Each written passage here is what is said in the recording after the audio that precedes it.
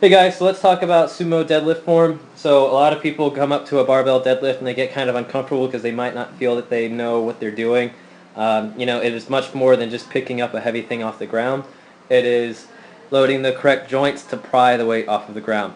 So what we're going to do is we're going to go over a couple cues that you should really keep in mind, almost like a checklist for each rep. And then we're going to show you some potential faults that we usually see in a lot of the movement. Alright, so first I'm going to go ahead and show you my setup that I like.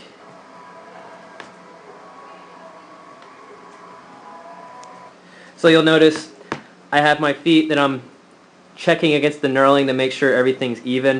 With my stance, I go just outside my shoulder width. That way when I go down to touch the bar, my hands should be pretty close to my leg, but right under my shoulder. Anytime you have your hands outside of your shoulder width, you're actually forcing yourself to bend down lower to pick up the bar, same as if they're inside shoulder width. So you want them right below. Okay, so once I get my feet positioned, you'll notice that I also am putting my shins as I'm standing straight up against the bar. This is going to set you up for the position you want to be in, and it's going to allow you, or it's not going to allow you to cheat. So when I actually go down for the bar, you're going to notice that I don't push into the bar at all. I just keep my shins kissing the bar the whole time. And so then I'm going to go down and reach.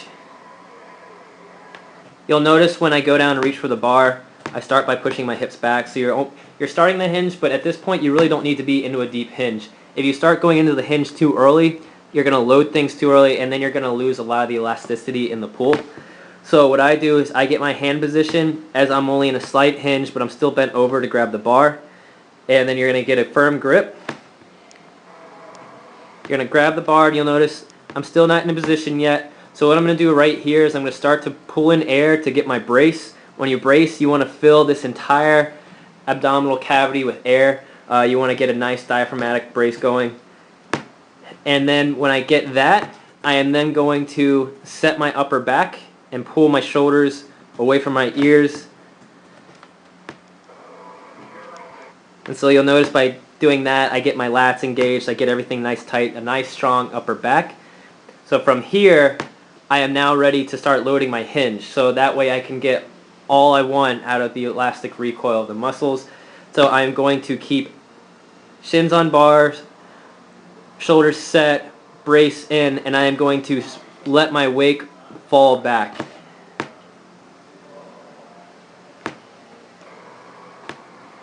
So as my weight falls back, I pack my neck, I get in a position.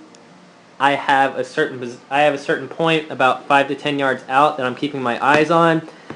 When you're here, you should feel maximum load in your hips and glutes. If you look how tight I'm keeping it, my hips kind of compressed.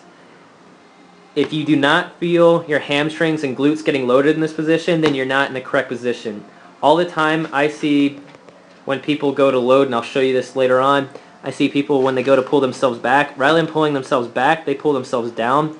If you look at my current hip position, I am keeping pretty close to a 90-degree angle with my hips to make an arrow that is pointing straight back to the wall. Make sure that you're pointing that arrow straight back. You're not pointing at the ground. You're not pointing it at the ceiling.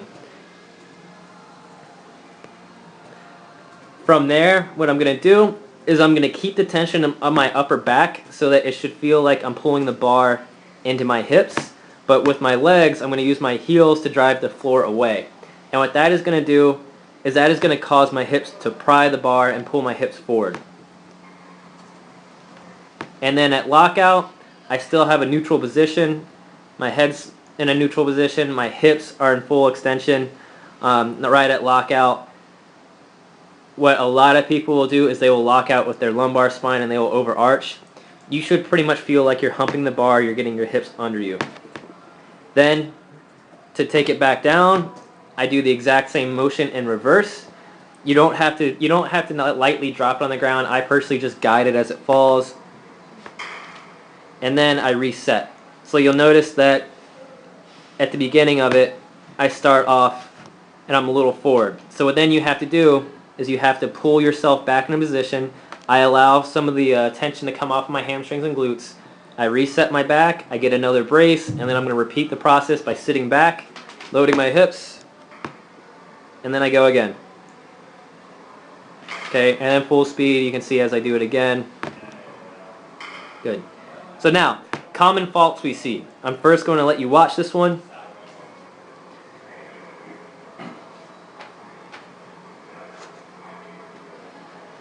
Okay, so right there.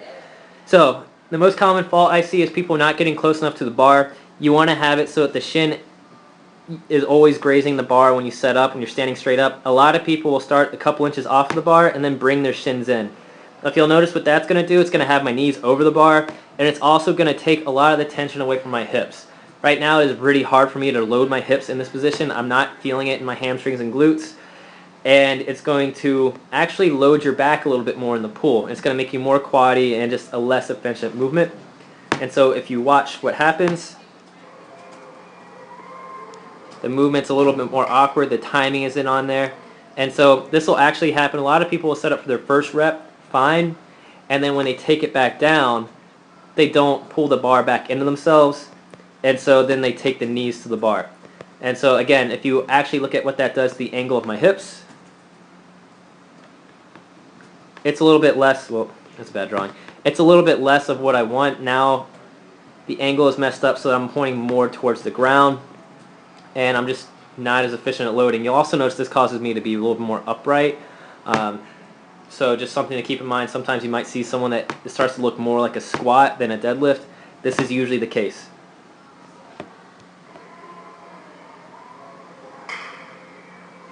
So again, usually when doing it like this, you are not going to feel glutes and hamstrings as much. Now the next common issue that I see is people, they might set up fine, and then when they go into it, they pull incorrectly. Okay, so this is actually almost more of a straight leg deadlift. You're pulling with your back more. A lot of people, everything looks fine, but they're focusing on picking the bar up rather than pushing the ground away. So I try to, with this method, you usually see people trying to use their quads more. They're just trying to get an anterior chain load, so they're going to push that ground away, and then they're just going to do a stiff-legged deadlift at the top. Okay, and you'll notice how awkward that looks. It's not smooth. You're really not training the correct movement pattern with that. So just some cues to keep in mind with that you're going to keep your weight back. You're going to drive the ground away with your heels while pulling into at the same time. They should be synchronized. Ideally, you want to see the knees and the hips lock out at the same time. A lot of times I've noticed people that do this, the weight is too heavy or they progress too quickly.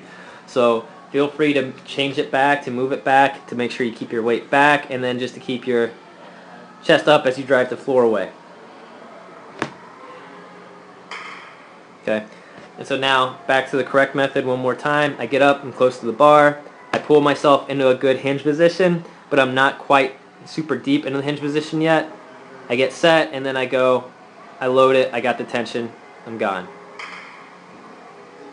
Okay, so if deadlifts are feeling kind of funky for you right now, I want you to be very objective in what you're actually doing in the movement. Keep an eye on that checklist that I was telling you about, on just setting up against the bar, grabbing the bar in the right position, setting your back while bracing, and then pulling yourself into position last second, and then giving yourself a second and pulling it up by pressing the heels into the ground and pulling the bar into your hips. Okay? Happy deadlifting.